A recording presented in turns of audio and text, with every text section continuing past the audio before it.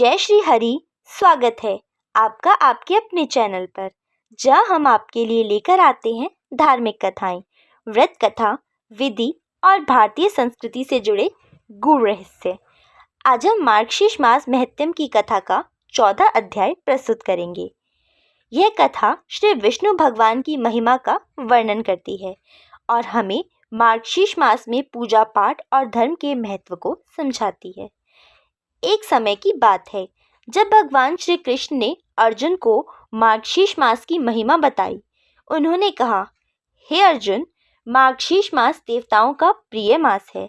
इस मास में जो भक्त श्रद्धा और भक्ति से मेरी पूजा करता है उसे अनंत पुण्य की प्राप्ति होती है। इस अध्याय में एक विशेष कथा का वर्णन है। एक समय काशी नगरी में एक विद्वान ब्राह्मण निवास करता था। वह बहुत गरीब था, लेकिन अत्यंत धर्मनिष्ठ और भगवान विष्णु का भक्त था। उसने मार्गशीर्ष मास में नियम पूर्वक व्रत और उपवास करने का संकल्प लिया। ब्राह्मण ने पूरे मास एक तक गंगा स्नान किया, भगवान विष्णु का ध्यान किया और दीपदान किया। एक दिन भगवान विष्णु ने प्रसन्न होकर ब्राह्मण को स्वप्न में दर्शन दिए और कहा, हे भक्त, मैं तुम्हारी भक्ति से प्रसन्न हूँ। जो भी मार्गशीर्ष मास में मेरी पूजा करता है उसे सभी प्रकार के कष्टों से मुक्ति मिलती है और अंत में वैकुंठ धाम की प्राप्ति होती है। भगवान विष्णु ने ब्राह्मण को दिव्य आशीर्वाद दिया। उस ब्राह्मण की गरीबी दूर हो गई और वह सुख शांति के साथ जीवन व्यतीत करने लगा।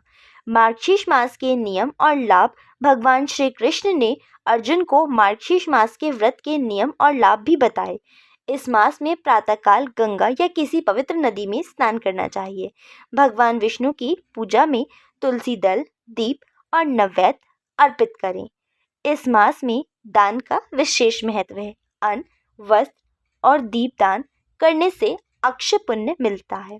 संध्या के समय दीपक जलाने से घर में सुख समृद्धि आती है। मार्गशीर्ष मास में व्रत रखने वाले भक्तों को धन, स्वास्थ्य और वैभव की प्राप्ति होती है। तो यह थी मार्गशीर्ष मास महत्म की चौथे अध्याय की कथा। इस मास में भगवान विष्णु की पूजा करने से सभी मनोकामनाएं पूर्ण होती हैं और जीवन में सुख शांति का वास होता है। यदि आपको यह कथा अच्छी लगी हो तो इसे अधिक से अधिक लोगों तक पहुंचाएं। हमारे चैनल को सब्सक्राइब करें और वीडियो को लाइक करें और नीचे दिए गए कमेंट बॉक्स में जय श्री हरि अवश्य लिखें।